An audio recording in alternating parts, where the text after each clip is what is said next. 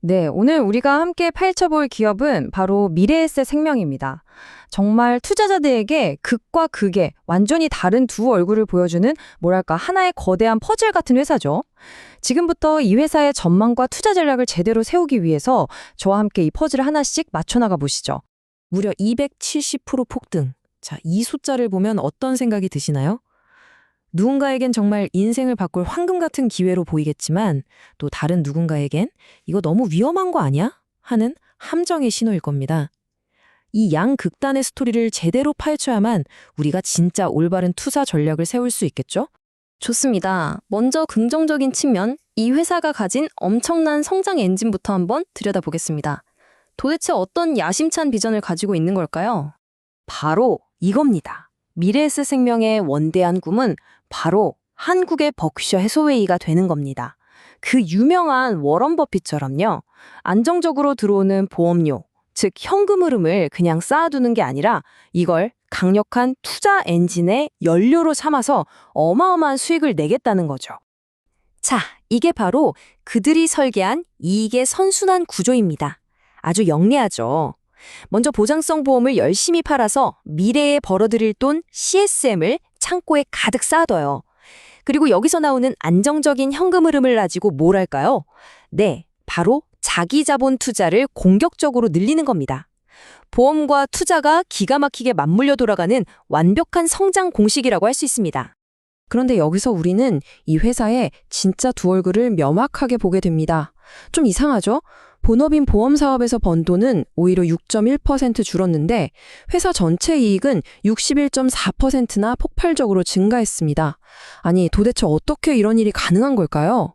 비밀은 바로 여기에 있었습니다. 투자 부문의 힘이죠. 무려 플러스 2123%. 이 놀라운 숫자는 시장이 자신들에게 유리하게 돌아설 때 이 투자 중심 전략이 얼마나 막강한 파괴력을 보여주는지 그대로 증명합니다. 그리고 이 회사는 든든한 안전망도 가지고 있습니다. 2조 6천억 원에 달하는 계약 서비스 마진, CSM인데요. 이건 뭐랄까 거대한 금융의 댐 같은 겁니다. 시장이 어떻게 흔들리든 상관없이 앞으로 몇 년간 안정적인 수익이 흘러나올 것을 보장해 주는 거죠. 변액보험 시장에서 1등이라는 점도 아주 중요합니다. 왜냐하면 이건 회사가 직접 투자 리스크를 지지 않고도 자산 운용에 따른 수수료를 안정적으로 벌어들인다는 의미거든요. 이게 바로 회사의 단단한 현금 흐름의 기초가 되어주는 겁니다. 그리고 드디어 가장 강력한 한 방이 나옵니다. 주가 상승의 진짜 촉매제죠. 회사 전체 주식의 9%를 사들여서 그냥 영원히 없애버리겠다는 겁니다.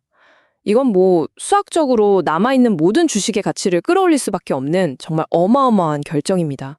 하지만 이 모든 놀라운 강점들의 뒷면에는 우리가 반드시 정면으로 봐야 할 어쩌면 정말 치명적일 수 있는 약점들이 숨어 있습니다.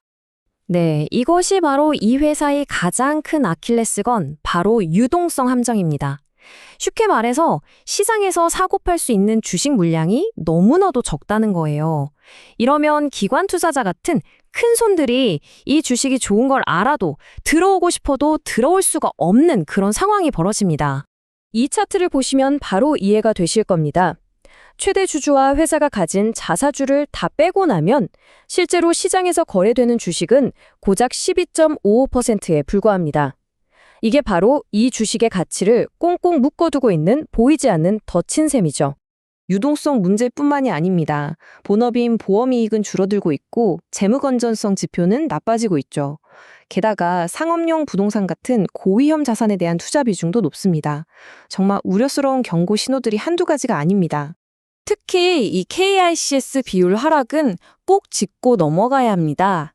보험사의 재무 건전성을 보여주는 가장 핵심적인 지표거든요. 이 비율이 떨어졌다는 건 회사의 공격적인 투자 전략이 그만큼 회사의 리스크를 높이고 있다는 아주 명백한 신호입니다. 자, 이렇게 극적인 강점과 치명적인 약점이 정면으로 충돌하고 있습니다. 과연 시장은 이 주식의 가치를 어떻게 평가하고 있을까요? 차트를 보면서 시장의 속마음을 한번 읽어보겠습니다. 정말 숨막히는 270% 랠리 이후에 주가는 지금 잠시 멈춰서서 숨을 고르고 있습니다. 9,200원 부근에서 옆으로 움직이고 있죠. 이건 시장이 이제 앞으로 어떻게 될까 하고 굉장히 고민하고 있다는 뜻입니다. 기술적 지표를 보면 시장의 이 깊은 고민이 그대로 드러납니다. 단기적으로는 지지선이 강해서 매수 신호를 보내지만 장기적으로는 저항선에 꽉 막혀서 매도 신호가 나옵니다. 완전히 힘겨루기를 하고 있는 거죠. 말 그대로 중대한 변곡점에 서 있는 겁니다. 그런데 여기서 정말 기가 막힌 숫자가 하나 나옵니다. PBR이 0.48배.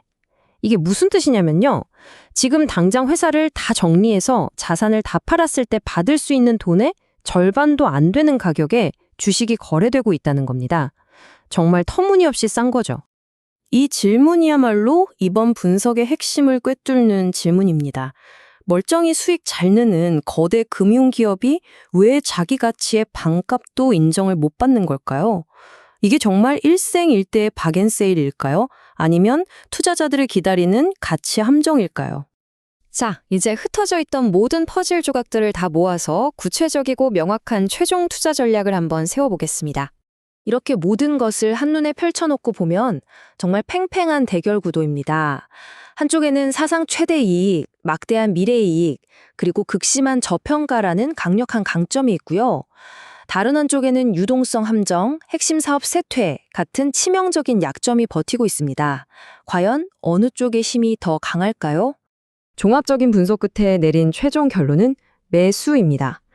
물론 유동성 리스크 같은 분명한 약점들이 존재합니다.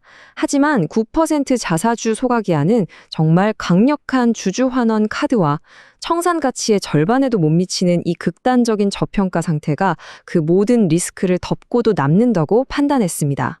다만 이건 묻지마 매수가 절대 아닙니다.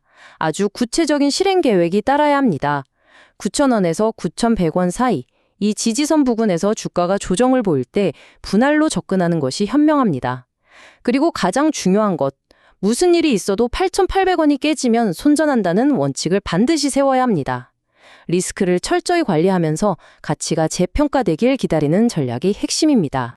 결국 이 투자는 하나의 질문으로 귀결됩니다. 9%의 주식을 없애버리는 이 거대하고 의도적인 가치 창출 행위가 시장의 뿌리 깊은 무관심과 두려움을 마침내 이겨낼 수 있을 것인가?